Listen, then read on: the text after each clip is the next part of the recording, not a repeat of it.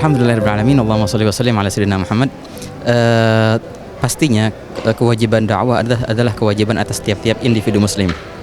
Dan sarana dakwah itu tidak terbataskan, terbaharu sesuai dengan kemajuannya waktu dan zaman. Dahulu pada zaman Rasulullah, baginda menggunakan sarana dakwah berupa syair dan mimbar. Nah, itu kalau di bahasa sekarang, syair itu persis sama kayak media, penggiringan opini dengan syair. Dan bisa jadi karena syair itu isu-isu bisa timbul dan bisa terjadi perang sampai atau perdamaian. Semua itu karena syair. Persis di zaman sekarang adalah sosial media. Nah, oleh karena itu wajib kita menjadikan sosial media sebagai sarana dakwah. Kita bayangkan kalau seandainya Rasulullah SAW ada di zaman sekarang ini, apakah baginda akan membiarkan sosial media seperti biasa atau baginda akan menggunakannya sebagai sarana untuk dakwahnya? Itulah yang kita usahakan di sini. Nah, sebagaimana setiap wasilah atau tata cara dalam penyampaian dakwah itu ada batas-batasannya, dan memang harus sarana itu sesuai dengan target. Bila mana targetnya mulia, maka sarananya pun harus mulia.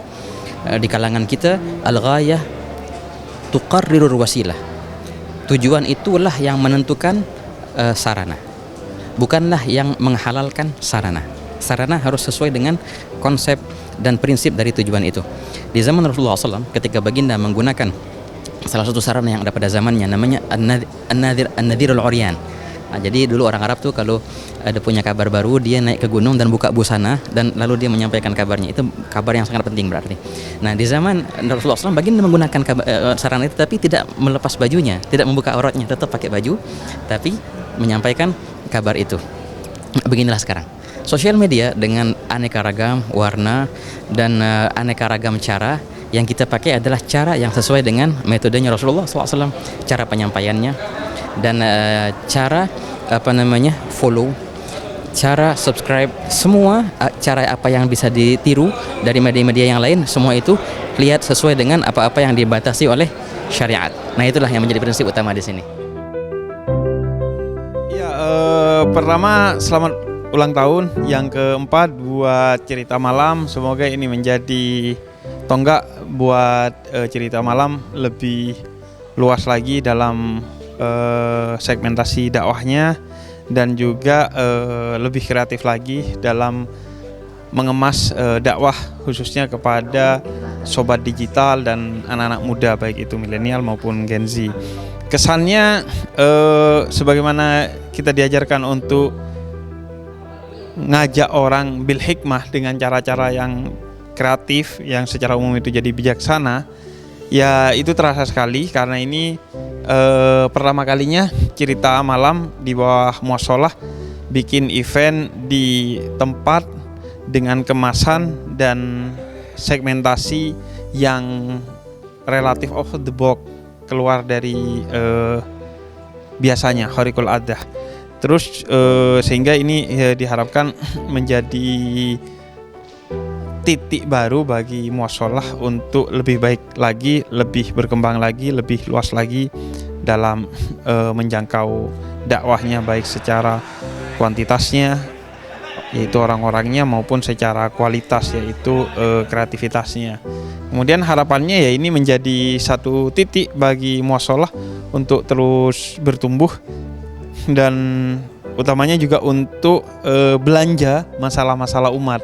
Seperti yang kita rasakan, ternyata ada banyak masalah-masalah dari cerita-cerita yang didapat tentang kesehatan mental, tentang hubungan rumah tangga, tentang hubungan anak dan orang tua, tentang berbagai hal yang selama ini ada di masyarakat tapi seringkali tidak terdengar di majelis dan tidak terbahas di majelis, sehingga kita berharap ini juga menjadi inspirasi bagi khutbah Jumat, bagi kajian-kajian, bagi pengajian-pengajian, bagi majelis-majelis untuk memperluas cakupan tema dakwahnya agar bisa lebih dekat kepada masyarakat tentang apa yang menjadi masalah dari masyarakat. Karena kita masyarakat yang religius, kita masyarakat yang islami, sehingga kita betul-betul berharap agama itu menjadi solusi bagi masalah kita. Sebagaimana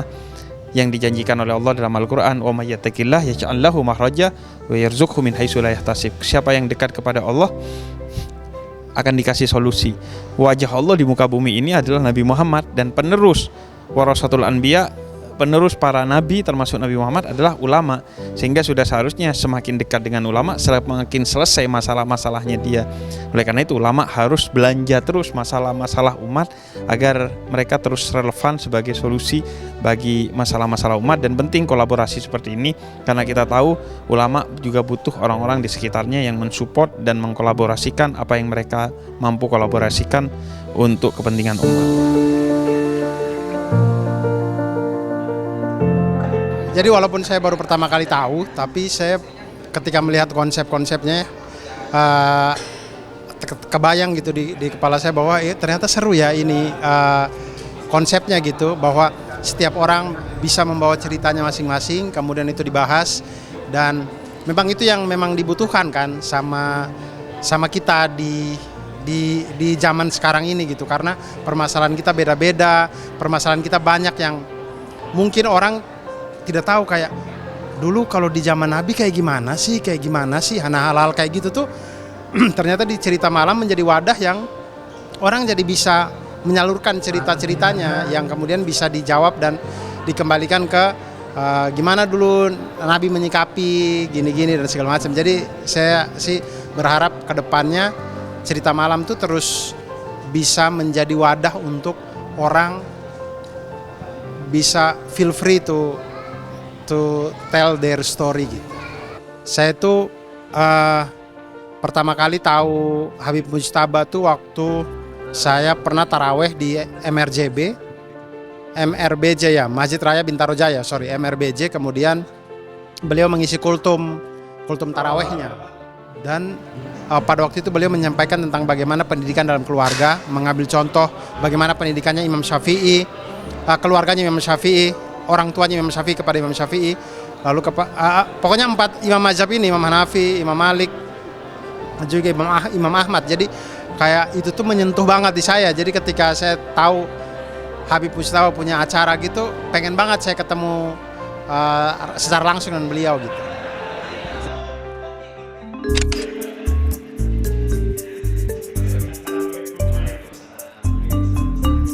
Apa yang bikin Kak Oki tertarik untuk menjadi salah satu guest star di acara 4 tahun cerita malam ini? Sebenarnya sebenarnya jujur, tapi karena Habib Jafar yang ngajak, ya takut saya menolak ajakan Habib itu, takut. Jadi ya saya iakan saja gabung karena Habib Jafar yang ngajak. jadi mau tidak bisa menolak begitu. Iya. Yeah. Harapan dan doa untuk program cerita malam, Kak? Semoga panjang-panjang terus, pokoknya ada terus. Ya nanti saya nonton dari bawah lah, karena beban ini kalau di panggung sama Habib takut salah bicara gitu ya. Makasih.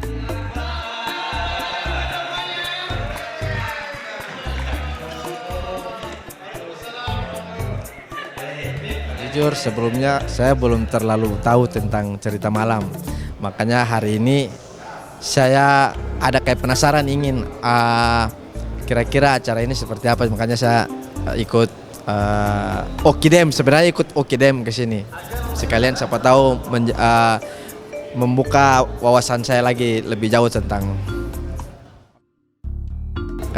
sepertinya di era digital begini dakwah melalui media sosial dan platform-platform digital ini sangat membantu, maksudnya orang-orang tuh semakin luas begitu. Jadi tidak melulu harus datang ke lokasi, tapi lewat media sosial itu orang-orang akhirnya dapat wawasan yang lebih untuk semoga bisa lebih dekat lagi dengan agama.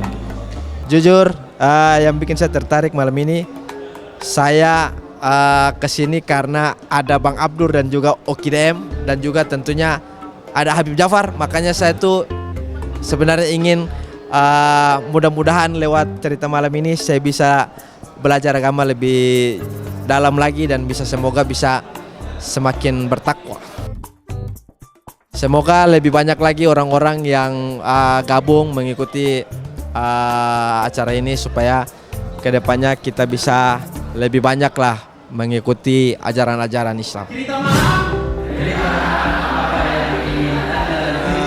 Alhamdulillah cerita malam kali ini offline di ulang tahun yang keempat, bersyukur banget bisa hadir dan alhamdulillah luar biasa antusiasmenya juga. Kita juga bersyukur banyak hal-hal yang baru yang kita bisa dapatin dan mudah-mudahan kedepannya di ulang tahun berikutnya bisa memberikan event-event yang sama seperti ini, bahkan lebih yang bisa kita dapatin. Dan mudah-mudahan keberkahan cerita malam terus bisa bermanfaat buat umat Nabi Muhammad SAW. Masya Allah, saya lihat ini dampaknya sangat baik, khususnya bagi mereka yang mengikuti. Insya Allah bisa bawa perubahan makin baik lagi, dan kita doakan insya Allah cerita malam makin bagus lagi untuk kedepannya, dan insya Allah bisa istiqomah yang mengikutinya. Dan setiap yang mengikuti insya Allah dapat solusi yang terbaik, insya Allah. Masya Allah, acara malam ini begitu luar biasa dan sangat-sangat cocok buat anak muda. Yang mana insya Allah harapan Ana dan doa Ana ini acara bisa jadi lebih luas lagi dan manfaatnya lebih banyak lagi. Dan juga kalau bisa dibikin kayak gini jangan setahun sekali, tapi jangan setiap minggu juga. Mungkin mengedukasi sekali. Mengedukasi banget. Contohnya pertanyaan Ana tadi kan dijawab dengan baik dan bijak juga, dan sampai Ana juga tahu oh ternyata kalau gini tuh gini loh, gini. Dapat jawaban lah langsung. Puas dengan jawaban yang disampaikan. Jadi kalau bisa dipersering lah, jangan setahun sekali. Kalau bisa 2 kali, 3, 4 kali gitu, insya Allah. Kita dan pengen banget kita hadir. Kalau ada setiap minggu pengen hadir. Cuma kan biasanya online, baru kali ini offline. Wah, udah intinya sih memang kesannya semua pesannya is the best, luar biasa.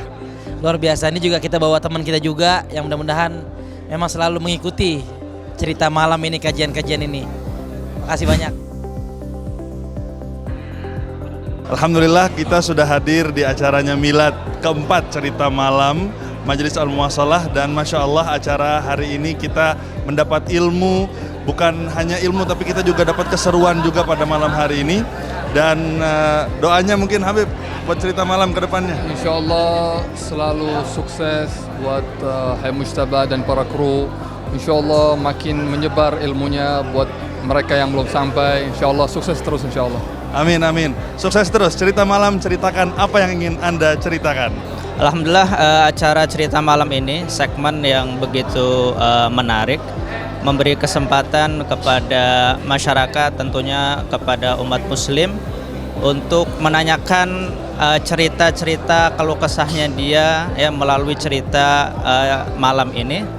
Dan saya yakin acara yang diinisiasi oleh Habib Ahmad Mujtaba bin Syahab melalui muwasalah ini didasarkan untuk mencari keridhaan Allah Subhanahu wa taala dan untuk memudahkan kaum muslimin yang sedang menghadapi problem yang begitu banyak. Dan semoga apa yang dicita-citakan oleh acara ini tentunya adalah Habib Mujtaba bisa memudahkan mereka untuk menemukan solusi ya di segala problem mereka, sehingga minimal setengah dari problem mereka itu hilang ya, dan mereka mendapatkan jawaban dari apa yang disampaikan oleh Habib Mujtaba. Untuk bagian daripada media dakwah di cerita malam ini punya posisi yang beda dengan media dakwah dalam monolog atau penyampaian pesan seperti dakwah secara langsung dan lainnya.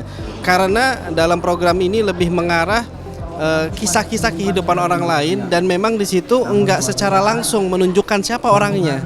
Jadi siapa aja bisa berbicara di situ, menyampaikan keluh kesahnya, menyampaikan apa yang ada dalam hati mereka, dan insya Allah bisa memberikan wawasan, walaupun mungkin ya nggak semua pertanyaan bisa kita jawab ya, karena memang kebanyakan pertanyaan juga lebih ke masalah pribadi, tetapi setidaknya ada arahan-arahan, penyampaian-penyampaian yang membuat mereka itu membuka mata mereka lagi, membuka pikiran mereka dan mendapatkan hasil jawaban yang lebih pas ataupun sesuatu yang mengena ke hati mereka. Insya Allah lebih bermanfaat pastinya.